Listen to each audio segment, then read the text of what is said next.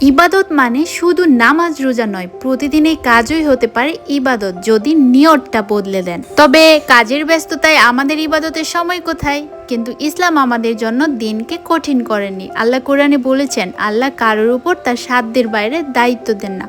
তাহলে ব্যস্ত জীবনে ইবাদতের সহজ উপায় কি? নিয়ত ঠিক করা। ঘরের কাজ, চাকরি, পড়াশোনা, এমনকি পরিবারের জন্য রান্না করাও ইবাদত হয়ে যাবে যদি নিয়ত করি আল্লাহ সন্তুষ্টির জন্য।